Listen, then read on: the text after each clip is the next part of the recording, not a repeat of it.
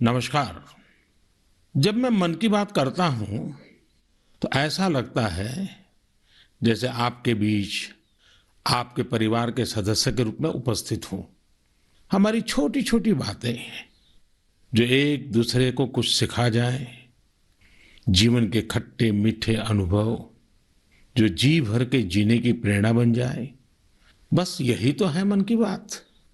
आज 2021 की जनवरी का आखिरी दिन है। क्या आप भी मेरी तरह ये सोच रहे हैं कि अभी कुछ ही दिन पहले तो 2021 शुरू हुआ था? लगता ही नहीं कि जनवरी का पूरा महीना बीत गया है। समय की गति इसी को तो कहते हैं। कुछ दिन पहले की ही तो बात लगती है जब हम एक दूसरे को शुभकामनाएं दे रहे थे।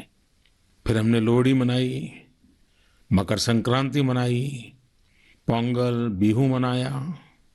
देश के अलग अलग हिस्सों में त्योहारों की धूम रही। 23 जनवरी को हमने नेताजी सुभाष चंद्र बोस के जन्मदिन को पराक्रम दिवस के तौर पर मनाया और 26 जनवरी को गणतंत्र दिवस की शानदार परेड भी देखी। राष्ट्रपति जी द्वारा संसद के संयुक्त सत्र को संबोधन के बाद बजट सत्र भी शुरू हो गया है। इन सभी के बीच एक और कार्य हुआ जिसका हम सभी को बहुत इंतजार रहता है। ये है पद्म पुरस्कारों की घोषणा।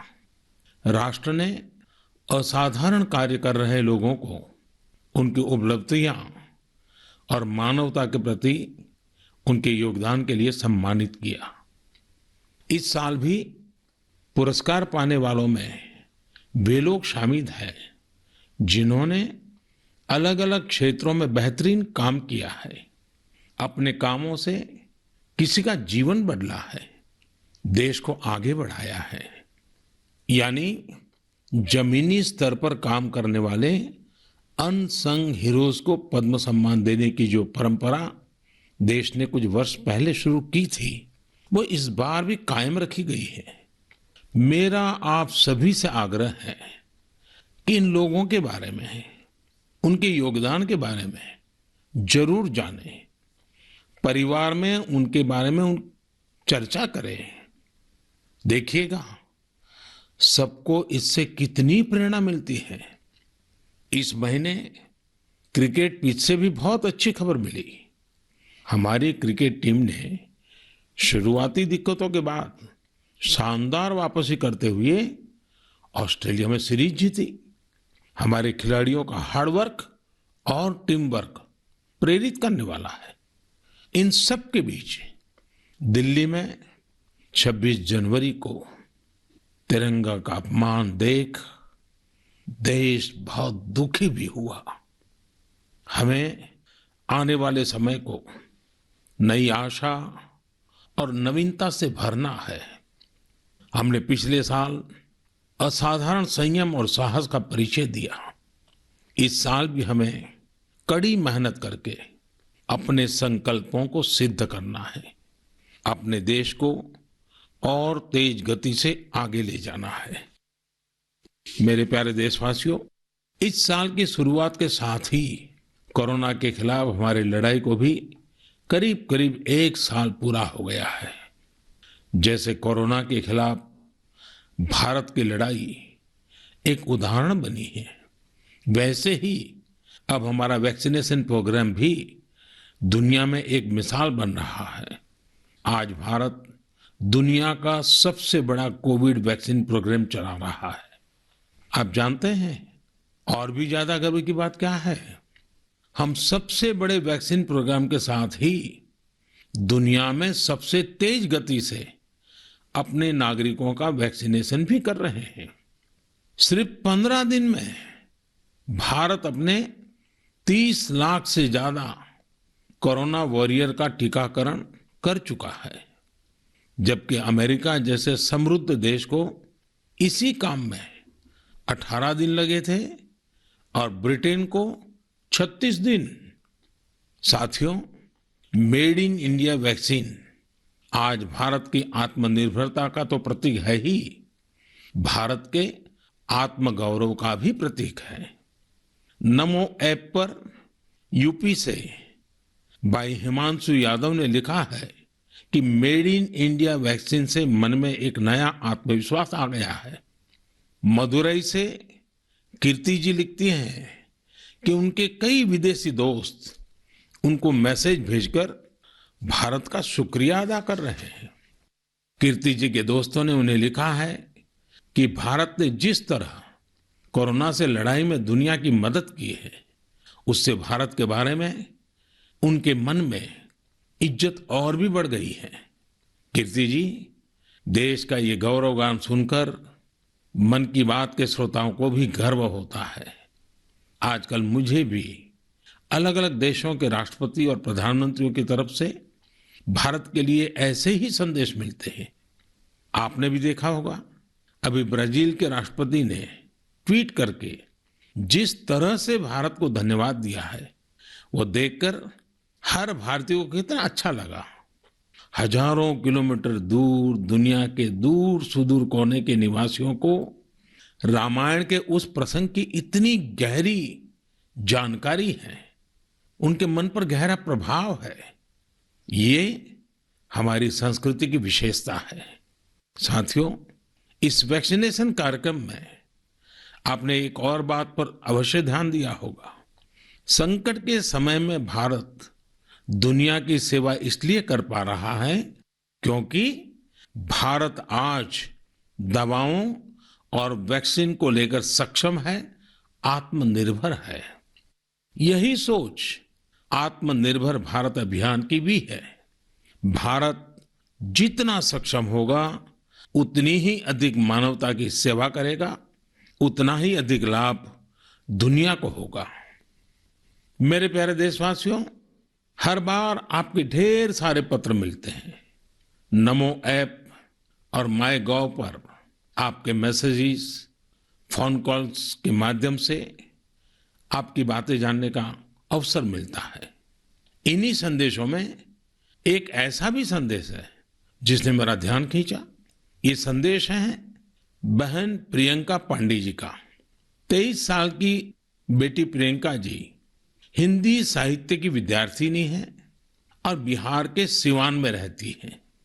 प्रियंका जी ने नमो ऐप पर लिखा है कि वो देश के 15 घरेलू पर्यटन स्थलों पर जाने के मेरे सुझाव से बहुत प्रेरित हुई थी। इसलिए 1 जनवरी को वो एक जगह के लिए निकली जो बहुत खास थी। वे जगह थी उनके घर से 15 किलोमीटर दूर देश के पहले राष्ट्रपति डॉक्टर राजेंद्र प्रसाद जी का पैतृक निवास। प्रियंका जी ने बड़ी सुंदर बात लिखी है कि अपने देश की महान विभूतियों को जानने की दिशा में उनका ये पहला कदम था। प्रियंका जी को वहां डॉक्टर राजेंद्र प्रसाद जी द्वारा लिखी गई पुस्तकें मिली, अनेक ऐतिहासिक तस्वीरें मिली। वाकई प्रियंका जी, आपका यह अनुभव दूसरों को भी प्रेरित करेगा। साथियों, इस वर्ष से भारत अपनी आजादी के 75 वर्ष का समारोह अमृत महोत्सव शुरू करने जा रहा है। ऐसे में यह हमारे उन महानायकों से जुड़ी स्थानीय जगहों का पता लगाने का बेहतरीन समय है जिनकी वजह से हमें आजादी मिली। साथियों, हम आजादी के आंदोलन और बिहार की बात कर रहे हैं तो मैं नमो ऐप पर ही की गई एक और टिप्पणी की भी चर्चा करना चाहूंगा। मुंगेर के रहने वाले जयराम विप्लव जी ने मुझे तारापुर शहीद दिवस के बारे में लिखा है। 15 फरवरी 1932 को देशभक्तों की एक टोली के कई वीर नौजवानों की अंग्रेजों ने बड़ी ही निर्ममता से हत्या कर दी थी। उनका एकमात्र अपराध यह था कि वे वंदे मातरम और भारत मां की जय के नारे लगा रहे थे। मैं उन शहीदों को नमन करता हूं और उनके साहस का श्रद्धापूर्वक स्मरण करता हूं। मैं जयराम विप्लव जी को धन्यवाद देना चाहता हूं। वे एक ऐसी घटना को देश के सामने लेकर आए जिस पर उतनी चर्चा नहीं हो पाई जितनी होनी चाहिए थी। मेरे प्यारे देशवासियों, भारत के हर हिस्से में, हर शहर, कस्बे और गांव में आजादी की लड़ाई पूरी ताकत के साथ लड़ी गई थी। भारत भूमि के हर कोने में ऐसे महान सपूतों और वीरांगनाओं ने जन्म लिया जिन्होंने राष्ट्र के लिए अपना जीवन न्योछावर कर दिया। ऐसे में यह बहुत महत्वपूर्ण है कि हमारे लिए किए गए उनके संघर्षों और उनसे जुड़ी यादों को हम संजोकर रखें और इसके लिए उनके बारे में लिखकर हम अपनी भावी पीढ़ियों के लिए उनकी स्मृतियों को जीवित रख सकते हैं। मैं सभी देशवासियों को और खास करके अपने युवा साथियों को आह्वान करता हूं कि ये देश के स्वतंत्रता सेनानियों के बारे में, आजादी से जुड़ी घटनाओं के बारे में लिखें। अपने इलाके में स्वतंत्रता संग्राम के दौर की वीरता की गाथाओं के बारे में किताबें लिखें। अब जबकि भारत अपनी आजादी के 75 वर्ष मनाएगा, तो आपका लेखन आजादी के नायकों के प्रति उत्तम श्रद्धांजलि होगी। यंग राइटर्स के लिए इंडिया 75 के निमित्त एक इनिशिएटिव शुरू किया जा रहा है। इससे सभी राज्यों और भाषाओं के युवा लेखकों को प्रोत्साहन मिलेगा। देश में बड़ी संख्या में ऐसे विषयों पर लिखने वाले राइटर्स तैयार होंगे जिनका भारतीय विरासत और संस्कृति पर गहन अध्ययन होगा। हमें ऐसी उभरती प्रतिभाओं की पूरी मदद करनी है। इससे भविष्य की दिशा निर्धारित करने वाले थॉट लीडर्स का एक वर्ग भी तैयार होगा। मैं अपने युवा मित्रों को इस पहल का हिस्सा बनने और अपने साहित्यिक कौशल का अधिक से अधिक उपयोग करने के लिए आमंत्रित करता हूं। इससे जुड़ी जानकारियां शिक्षा मंत्रालय की वेबसाइट से प्राप्त कर सकते हैं। मेरे प्यारे देशवासियों, मन की बात में श्रोताओं को क्या पसंद आता है ये आप ही बेहतर जानते हैं, लेकिन मुझे मन की बात में सबसे अच्छा ये लगता है कि मुझे बहुत कुछ जानने, सीखने और पढ़ने को मिलता है। एक प्रकार से परोक्ष रूप से आप सबसे जुड़ने का अवसर मिलता है। किसी का प्रयास, किसी का जज्बा, किसी का देश के लिए कुछ कर गुजर जाने का जुनून, ये सब मुझे बहुत प्रेरित करते हैं, ऊर्जा से भर देते हैं। हैदराबाद के बोयिनपल्ली में एक स्थानीय सब्जी मंडी किस तरह अपने दायित्व को निभा रही है, ये पढ़कर भी मुझे बहुत अच्छा लगा। हम सब ने देखा है कि सब्जी मंडियां में अनेक वजहों से काफी सब्जी खराब हो जाती हैं। ये सब्जी इधर उधर फैलती हैं, गंदगी भी फैलाती हैं। लेकिन बोयिनपल्ली की सब्जी मंडी ने तय किया कि हर रोज बचने वाली इन सब्जियों को ऐसे ही फेंका नहीं जाएगा। सब्जी मंडी से जुड़े लोगों ने तय किया इससे बिजली बनाई जाएगी। बेकार हुई सब्जियों से बिजली बनाने के बारे में शायद ही आपने कभी सुना हो। यही तो इनोवेशन की ताकत है। आज बोयिनपल्ली की मंडी में पहले जो वेस्ट था, आज उसी से वेल्थ क्रिएट हो रही है। यही तो कचरे से कंचन बनाने की यात्रा है। वहां हर दिन करीब 10 टन वेस्ट निकलता है। इसे एक प्लांट में इकट्ठा कर लिया जाता है। प्लांट के अंदर इस वेस्ट से हर दिन 500 यूनिट बिजली बनती है और करीब 30 किलो बायोफ्यूल भी बनता है। इस बिजली से ही सब्जी मंडी में रोशनी होती है और जो बायोफ्यूल बनता है उससे मंडी की कैंटीन में खाना बनाया जाता है ना कमाल का प्रयास। ऐसा ही एक कमाल हरियाणा के पंचकुला की बड़ौद ग्राम पंचायत ने भी करके दिखाया है। इस पंचायत के क्षेत्र में पानी की निकासी की समस्या थी। इस वजह से गंदा पानी इधर उधर फैल रहा था, बीमारी फैलाता था। लेकिन बड़ौद के लोगों ने तय किया कि इस वाटर वेस्ट से भी वेल्थ क्रिएट करेंगे। ग्राम पंचायत ने पूरे गांव से आने वाले गंदे पानी को एक जगह इकट्ठा करके फिल्टर करना शुरू किया और फिल्टर किया हुआ ये पानी अब गांव के किसान खेतों में सिंचाई के लिए इस्तेमाल कर रहे हैं। यानी प्रदूषण, गंदगी और बीमारियों से छुटकारा भी और खेतों में सिंचाई भी। साथियों, पर्यावरण की रक्षा से कैसे आमदनी के रास्ते भी खुलते हैं, इसका एक उदाहरण अरुणाचल प्रदेश के तवांग में भी देखने को मिला। अरुणाचल प्रदेश के इस पहाड़ी इलाके में सदियों से मोन शुगु नाम का एक पेपर बनाया जाता है। ये कागज यहाँ के स्थानीय शुगु शेंग नाम के एक पौधे की छाल से बनाते हैं। इसलिए इस कागज को बनाने के लिए पेड़ों को नहीं काटना पड़ता है। इसके अलावा इसे बनाने में किसी केमिकल का इस्तेमाल भी नहीं होता है। यानी ये कागज पर्यावरण के लिए भी सुरक्षित है और स्वास्थ्य के लिए भी। एक वो भी समय था जब इस कागज का निर्यात होता था, लेकिन जब आधुनिक तकनीक से बड़ी मात्रा में कागज बनने लगे तो ये स्थानीय कला बंद होने की कगार पर पहुंच गई। अब एक स्थानीय सामाजिक कार्यकर्ता गोम्बू ने इस कला को पुनर्जीवित करने का प्रयास किया है। इससे यहाँ के आदिवासी भाई बहनों को रोजगार भी मिल रहा है। मैंने एक और खबर केरल की देखी है जो हम सभी को अपने दायित्वों का एहसास कराती है। केरल के कोट्टयम में एक दिव्यांग बुजुर्ग हैं, एनएस राजप्पन साहब। राजप्पन जी पैरालिसिस के कारण चलने में असमर्थ हैं, लेकिन इससे स्वच्छता के प्रति उनके समर्पण में कोई कमी नहीं आई है। वो पिछले कई सालों से नाव से वेम्बनाड झील में जाते हैं और झील में फेंकी गई प्लास्टिक की बोतलें बाहर निकाल करके ले आते हैं। सोचिए, राजप्पन जी की सोच कितनी ऊंची है। हमें भी राजप्पन जी से प्रेरणा लेकर स्वच्छता के लिए जहां संभव हो अपना योगदान देना चाहिए।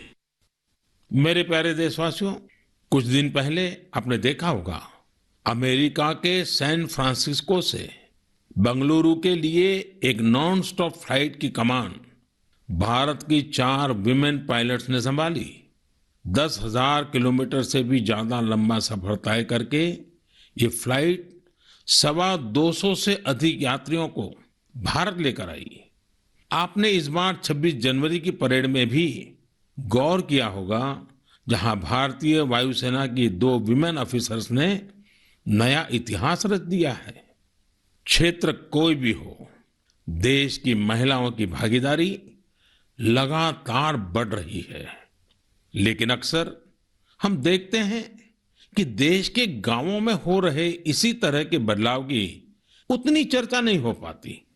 इसलिए जब मैंने एक खबर मध्य प्रदेश के जबलपुर की देखी तो मुझे लगा कि इसका जिक्र तो मुझे मन की बात में जरूर करना चाहिए।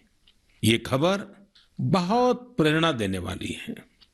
जबलपुर के चिचगांव में कुछ आदिवासी महिलाएं एक राइस मिल में दिहाड़ी पर काम करती थी। कोरोना वैश्विक महामारी ने जिस तरह दुनिया के हर व्यक्ति को प्रभावित किया, उसी तरह ये महिलाएं भी प्रभावित हुई।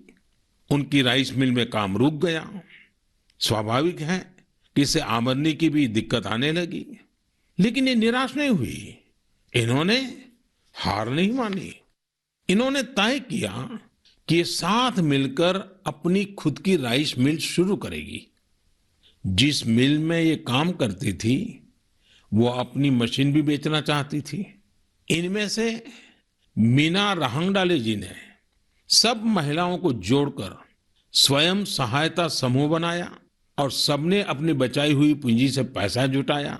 जो पैसा कम पड़ा उसके लिए आजीविका मिशन के तहत बैंक से कर्ज ले लिया। और अब देखिए, इन आदिवासी बहनों ने वही राइस मिल खरीद ली जिसमें वो कभी काम किया करती थी। आज वो अपनी खुद की राइस मिल चला रही हैं। इतने ही दिनों में इस मिल ने करीब 3 लाख रुपए का मुनाफा भी कमा लिया है। इस मुनाफे से मीना जी और उनकी साथी सबसे पहले बैंक का लोन चुकाने और फिर अपने व्यापार को बढ़ाने के लिए तैयारी कर रही हैं। कोरोना ने जो परिस्थितियां बनाई, उससे मुकाबले के लिए देश के कोने कोने में ऐसे अद्भुत काम हुए हैं। मेरे प्यारे देशवासियों, अगर मैं आपसे बुंदेलखंड के बारे में बात करूं तो वो कौन सी चीजें हैं जो आपके मन में आएगी? इतिहास में रुचि रखने वाले लोग इस क्षेत्र को झांसी की रानी लक्ष्मीबाई के साथ जोड़ेंगे। वहीं कुछ लोग सुंदर और शांत ओरछा के बारे में सोचेंगे। कुछ लोगों को इस क्षेत्र में पड़ने वाली अत्यधिक गर्मी की भी याद आ जाएगी। लेकिन इन दिनों यहाँ कुछ अलग हो रहा है जो काफी उत्साहवर्धक है और जिसके बारे में हमें जरूर जानना चाहिए। पिछले दिनों झांसी में 1 महीने तक चलने वाला स्ट्रॉबेरी फेस्टिवल शुरू हुआ। हर किसी को आश्चर्य होता है, स्ट्रॉबेरी और बुंदेलखंड, लेकिन यही सच्चाई है। अब बुंदेलखंड में स्ट्रॉबेरी की खेती को लेकर उत्साह बढ़ रहा है और इसमें बहुत बड़ी भूमिका निभाई है झांसी की एक बेटी गुरलीन चावला ने। लॉ की छात्रा गुरलीन ने पहले अपने घर पर और फिर अपने खेत में स्ट्रॉबेरी की खेती का सफल प्रयोग कर ये विश्वास जगाया है कि झांसी में भी ये हो सकता है। झांसी का strawberry festival stay at home concept पर जोर देता है। इस महोत्सव के माध्यम से किसानों और युवाओं को अपने घर के पीछे खाली जगह पर या छत पर टेरेस गार्डन में बागवानी करने और स्ट्रॉबेरीज उगाने के लिए प्रोत्साहित किया जा रहा है। नई टेक्नोलॉजी की मदद से ऐसे ही प्रयास देश के अन्य हिस्सों में भी हो रहे हैं। जो स्ट्रॉबेरी कभी पहाड़ों की पहचान थी, वो अब कच्छ की रेतीली जमीन पर भी होने लगी है। किसानों की आय बढ़ रही है। साथियों, स्ट्रॉबेरी फेस्टिवल जैसे प्रयोग इनोवेशन की स्पिरिट को तो प्रदर्शित करते ही हैं, साथ ही यह भी दिखाते हैं कि हमारे देश का कृषि क्षेत्र कैसे नई टेक्नोलॉजी को अपना रहा है। साथियों, खेती को आधुनिक बनाने के लिए सरकार प्रतिबद्ध है और अनेक कदम उठा भी रही है। सरकार के प्रयास आगे भी जारी रहेंगे। मेरे प्यारे देशवासियों, कुछ ही दिन पहले मैंने एक वीडियो देखा। वह वीडियो पश्चिम बंगाल के वेस्ट मिदनापुर स्थित नया पिंगला गांव के एक चित्रकार सरमुद्दीन का था। वो प्रसन्नता व्यक्त कर रहे थे कि रामायण पर बनाई उनकी पेंटिंग 2 लाख रुपए में बिकी है। इससे उनके गांव वालों को भी काफी खुशी मिली है। इस वीडियो को देखने के बाद मुझे इसके बारे में और अधिक जानने की उत्सुकता हुई। इसी क्रम में मुझे पश्चिम बंगाल से जुड़ी एक बहुत अच्छी पहल के बारे में जानकारी मिली, जिसे मैं आपके साथ जरूर साझा करना चाहूंगा। पर्यटन मंत्रालय के रीजनल ऑफिस ने महीने के शुरू में ही बंगाल के गांवों में एक इनक्रेडिबल इंडिया वीकेंड गेटवे की शुरुआत की। इसमें पश्चिम मिदनापुर, बांकुरा, बीरभूम, पुरुलिया, पूर्व बर्धमान, वहां के हस्तशिल्प कलाकारों ने विजिटर्स के लिए हैंडीक्राफ्ट वर्कशॉप आयोजित की। मुझे यह भी बताया गया कि इनक्रेडिबल इंडिया वीकेंड गेटवे के दौरान हैंडीक्राफ्ट की जो कुल बिक्री हुई, वो हस्तशिल्पकारों को बेहद प्रोत्साहित करने वाली है। देश भर में लोग भी नए नए तरीकों से हमारी कला को लोकप्रिय बना रहे हैं। ओडिशा के राउरकेला की भाग्यश्री साहू को देख लीजिए। वैसे तो वो इंजीनियरिंग की छात्रा है, लेकिन पिछले कुछ महीनों में उन्होंने पट्टचित्र कला को सीखना शुरू किया और उसमें निपुणता हासिल कर ली है। लेकिन क्या आप जानते हैं कि उन्होंने पेंट कहाँ किया? सॉफ्ट स्टोन्स पर। कॉलेज जाने के रास्ते में भाग्यश्री को ये सॉफ्ट स्टोन मिले। उन्होंने इन्हें एकत्र किया और साफ किया। बाद में उन्होंने रोजाना 2 घंटे इन पत्थरों पर पट्टचित्र स्टाइल में पेंटिंग की। वह इन पत्थरों को पेंट कर उन्हें अपने दोस्तों को गिफ्ट करने लगी। लॉकडाउन के दौरान उन्होंने बोतलों पर भी पेंट करना शुरू कर दिया। अब तो वो इस आर्ट पर वर्कशॉप भी आयोजित करती हैं। कुछ दिन पहले ही सुभाष बाबू की जयंती पर भाग्यश्री ने पत्थर पर ही उन्हें अनोखी श्रद्धांजलि दी। मैं भविष्य के उनके प्रयासों के लिए शुभकामनाएं देता हूं। आर्ट एंड कलर्स के जरिए बहुत कुछ नया सीखा जा सकता है, किया जा सकता है।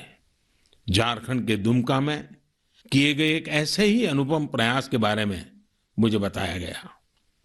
यहां मिडिल स्कूल के एक प्रिंसिपल ने बच्चों को पढ़ाने और सिखाने के लिए गांव की दीवारों को ही अंग्रेजी और हिंदी के अक्षरों से पेंट करवा दिया।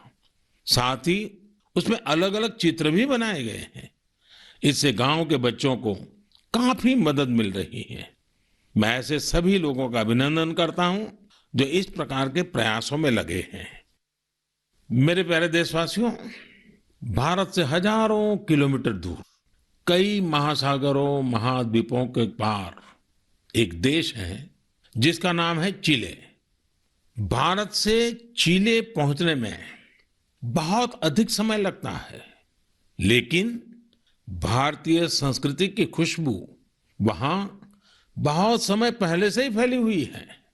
एक और खास बात यह है कि वहां पर योग बहुत अधिक लोकप्रिय है।